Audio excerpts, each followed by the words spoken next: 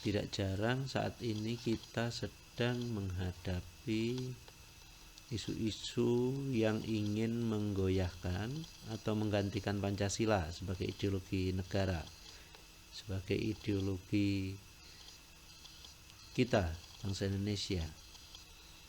Nah, banyak sekali isu-isu yang saat ini berkembang, antara lain bangkitnya neo-komunisme, kemudian kebinekaan kita ini ternyata juga mengandung atau berpotensi menjadi sumber konflik. Kita memang punya kekuatan agama, ras, suku, bahasa, keragaman itu sebenarnya kekuatan, ya. Tetapi jika keragaman itu atau potensi itu tidak terkelola dengan baik, itu bisa saja menjadi ancaman buat kita. Nah, karena perbedaan agama jika tidak disikapi dengan bijaksana, kita ini seperti orang saling berebut pengikut, saling memberikan berlomba-lomba melakukan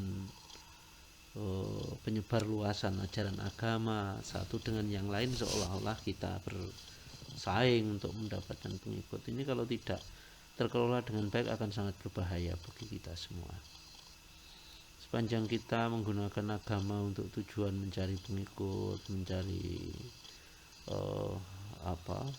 penganut, ya, mencari dukungan, apalagi kalau diarahkan pada kekuasaan atau pada politik, wah ini akan sangat membahayakan kehidupan kita, kehidupan bernegara kita. Oleh karena itu menjadi penting bagi negara sebenarnya untuk mengatur apakah model-model penyebar luasan ajaran agama itu dibolehkan sesuka atau ya sebebas mungkin. Kalau sangat bebas atau terlalu bebas, ini justru akan menimbulkan ya rasa tidak nyaman. Karena bagi seseorang yang sudah meyakini agama tertentu masih terus diberi katakanlah diberi ajaran-ajaran agama yang lain secara terus-menerus, kita menerima pengaruh terus, ya lama-lama kan juga ada perasaan tidak nyaman, lama-lama tidak justru ada kesan tidak menghargai seseorang yang sudah mendapatkan atau sudah menetapkan keyakinan agamanya, kemudian didatangi atau ya sebentar-sebentar diajari atau ditunjukkan atau bahkan dipengaruhi oleh ajaran-ajaran agama yang lain, ada kesan merendahkan. Itu sebenarnya ada kesan seolah-olah orang yang diajari atau diberikan pemahaman agama yang oleh orang lain itu seolah-olah agamanya itu enggak benar, agamanya itu salah, agamanya itu sesat. Kalau itu yang terjadi ya bahaya.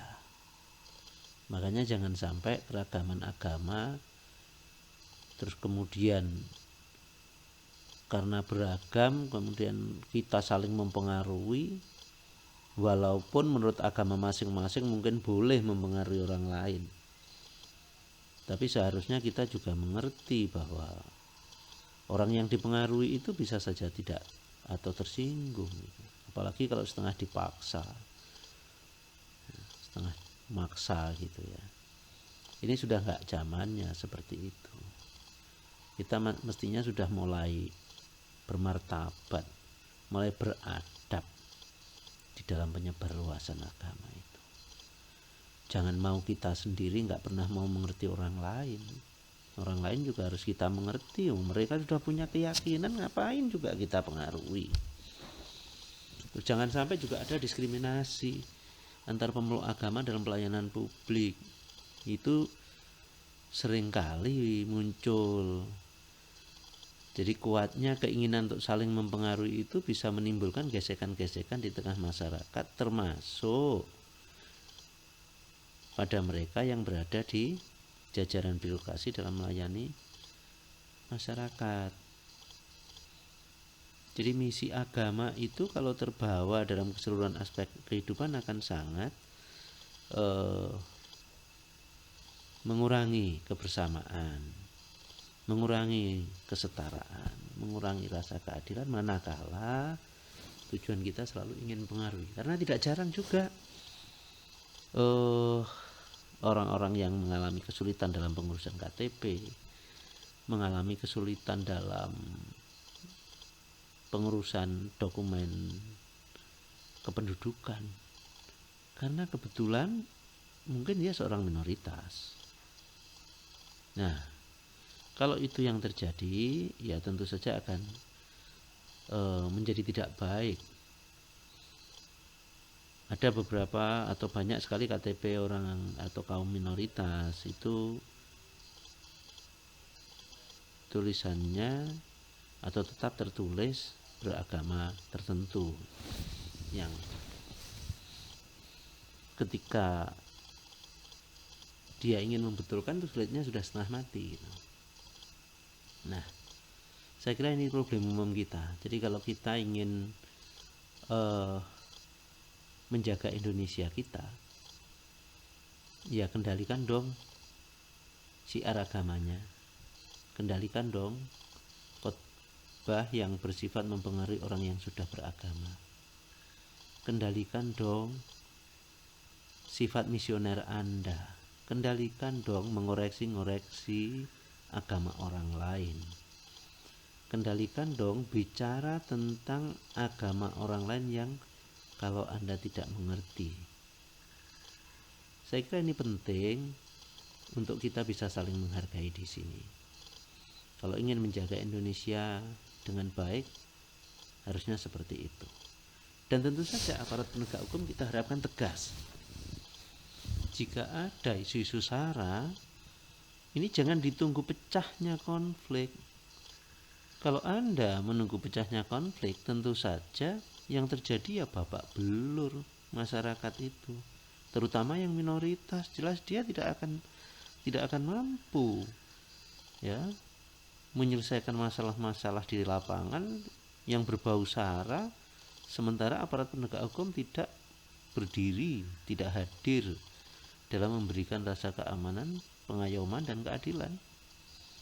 Ini biasa, kadang-kadang dianggap tidak ada masalah. Laporan-laporan yang berbau SARA tidak ada masalah, dianggap bukan masalah kalau tidak terjadi huru-hara, tidak terjadi bentrokan, tidak terjadi keributan, kekacauan, atau chaos. Lah apa kita ini menyelesaikan masalah menunggu hancur-hancuran? Kan saya kira enggak. Oleh karena itu aparat penegak hukum harus peka. Siapa yang sering menimbulkan masalah, membawa-bawa SARA, itu segera ditindak. Kalau tidak ini berbahaya. Setidaknya diberikan pembinaan lah. Negara harus hadir melindungi minoritas. Yang namanya minoritas itu pasti kalah. Jadi jangan kemudian ditunggu sampai ribut. Kalau ditunggu sampai ribut ya berarti Anda membiarkan orang babak belur. Justru Anda zalim itu. Gitu ya. Nah, oleh karena itu kita semua harus mewaspadai ini sebagai satu ancaman. Perbedaan itu memang rahmat, perbedaan itu memang kodrati. Tapi kalau tidak disertai kedewasaan, itu akan menjadi potensi konflik yang sangat membahayakan Indonesia kita ini. Nah, kemudian ras, perbedaan ras juga demikian. Jangan dibawa-bawa.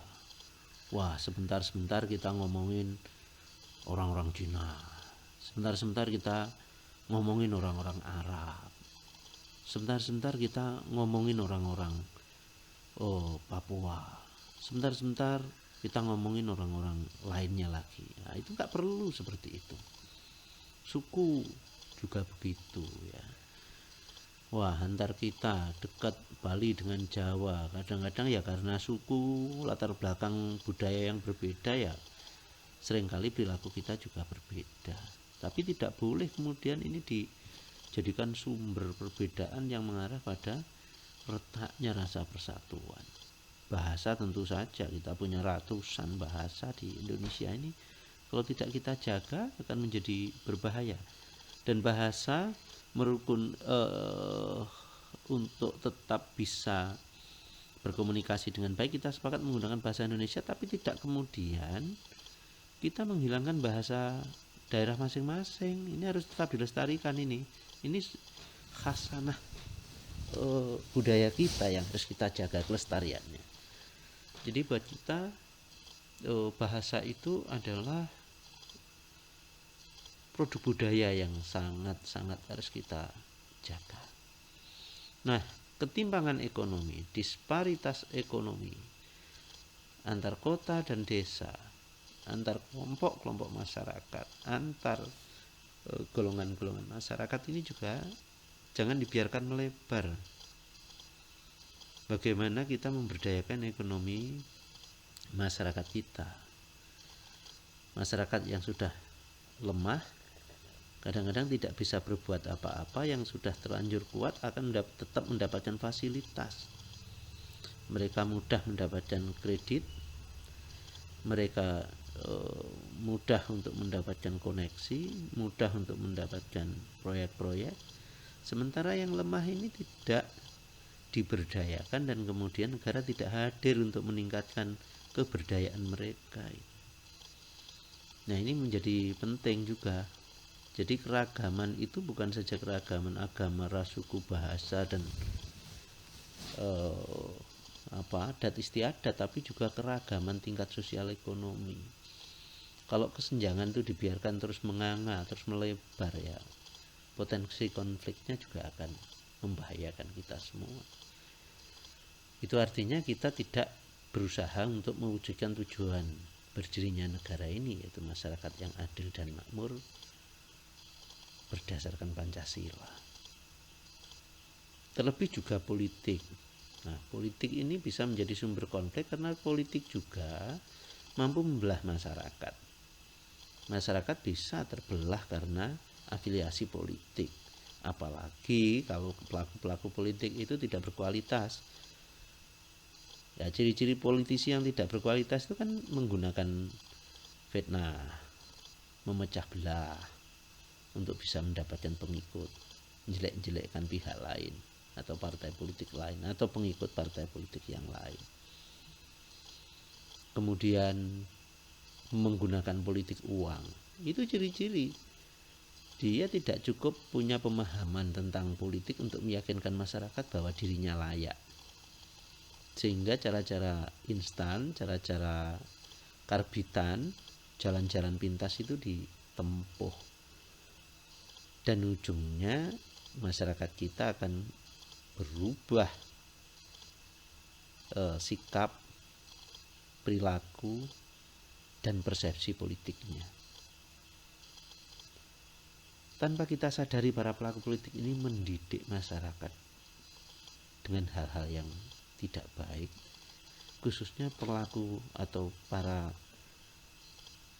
politisi yang menggunakan jalan pintas.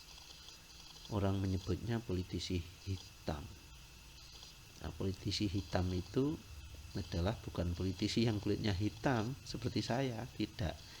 Tapi politisi hitam itu adalah politisi yang menghalalkan segala cara untuk meraih kekuasaannya. Akhirnya masyarakat tidak lagi memilih wakilnya berdasarkan kualifikasi, kompetensi, dan kinerja politiknya. Dan itu pula yang menjadikan kualitas politik kita mungkin tidak akan bisa tambah maju kalau model-model seperti ini akan terus berkembang. Dulu orang berpikir bahwa ketika sistem suara terbanyak itu diterapkan, masyarakat objektif. Masyarakat pasti akan memilih wakilnya yang aspiratif, yang merakyat, yang jujur, yang berintegritas tinggi, yang berkualitas tinggi, berkinerja tinggi, orang-orang yang hebat-hebat untuk mewakili mereka. Ternyata sekarang Yang terjadi justru sebaliknya, masyarakat yang diajari, dipengaruhi untuk memilih berdasarkan transaksi, berdasarkan hitung-hitungan transaksional, untung rugi dalam pengertian yang pendek, dalam pengertian yang pragmatis. Nah, perbedaan kita juga dari aspek sosial budaya ya. Jangan kemudian kita beda pakaian lantas kita saling menjelekkan, beda adat istiadat kita saling memusuhi, kemudian beda logat bicara kita sudah merasa bukan saudara lagi. Maka menjadi penting perbedaan-perbedaan itu untuk dikelola dengan baik agar sumber konflik yang mengancam negara kesatuan Republik Indonesia itu dapat kita kendalikan, yang akhirnya justru menjadi kekuatan kita bersama. Nah, itulah yang saat ini sedang kita hadapi, dan belum lagi kita sedang menghadapi konsepsi penciptaan konflik untuk memperlemah Bhinneka Tunggal Ika. Beragamnya agama, ras, suku, dan bahasa itu seringkali menjadi bahan kajian oleh lembaga-lembaga kajian. Lembaga-lembaga kajian tentang agama, tentang ras, tentang suku, bahasa, sosial, budaya. Lantas hasil-hasil kajian itu diolah demikian rupa dan dipublikasikan melalui media sosial yang akhirnya itu menjadi tersosialisasi dan terimplementasi di tengah masyarakat bahwa perbedaan itu adanya. Perbedaan itu tidak bisa disatukan karena masing-masing ternyata punya prinsip, sistem nilai, norma, etika yang berbeda-beda yang tidak mungkin disatukan. Maka kemudian muncullah pemicu terjadinya konflik. Akan menjadi berbahaya sekali kalau hasil-hasil kajian yang demikian ini kemudian menjadi alat bagi upaya pemecah belah bangsa. Nah, ini yang sekarang sangat kita khawatirkan ya. Kemudian munculnya atau bangkitnya neokomunisme ya. Ini di mana-mana kok mulai muncul orang-orang membawa simbol-simbol PKI, tapi menjadi pertanyaan, ini PKI ini sebenarnya nyata apa hantu ini?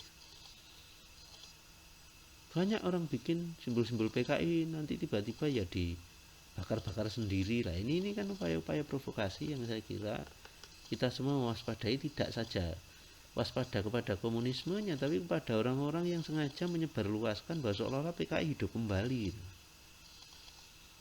Kita juga perlu ingat, sekarang bukan hanya paham kiri tapi juga paham kanan ini berbahaya, karena radikalisme di Indonesia ini sudah hampir tidak terkendali ya. Tidak terkendali. Nah, ini yang saya kira harus diwaspadai oleh kita semua. Makanya upaya-upaya moderasi ya, upaya-upaya untuk menarik ke tengah paham-paham ideologi ini menjadi penting. Dan sebenarnya dulu metode untuk melakukan moderasi paham-paham atau ideologi itu ya Pancasila itu. Nah, maka sekarang saatnya kita harus kembali pada Pancasila. Yang terlalu ke kanan-kanan, nah yuklah kembali. Anda hidup di Indonesia, meminum air yang memang dari perut bumi Indonesia. Anda menyusu ibu pertiwi Indonesia. Anda memeras keringat bumi Indonesia melalui bahan-bahan makanan yang Anda telah makan. Mengapa Anda lecehkan? Mengapa Anda hina? Mengapa Anda buat bumi pertiwi menangis? Durhaka kita. Jangan sampai kita melakukan itu semua. Ayo kita sadar, di bumi ini, di tanah ini kita berdiri Di tanah ini kita lahir, di tanah ini ari-ari kita dipendam. Di tanah ini kita menyusu dari air bumi kita. Di tanah ini kita makan dari sari-sari padi bumi kita. Dan di tanah ini pula suatu ketika kita akan dikuburkan, kita kembali. Maka jangan kotori tanah ini dengan perilaku kita yang seolah-olah menganggap tanah ini kotor. Bumi pertiwi kita adalah tanah suci kita. Ini ayo yang kita cintai nih, harus kita cintai. Aneh kalau kita tidak bisa mencintai tanah kita, negeri kita, pertiwi kita, ibu kita.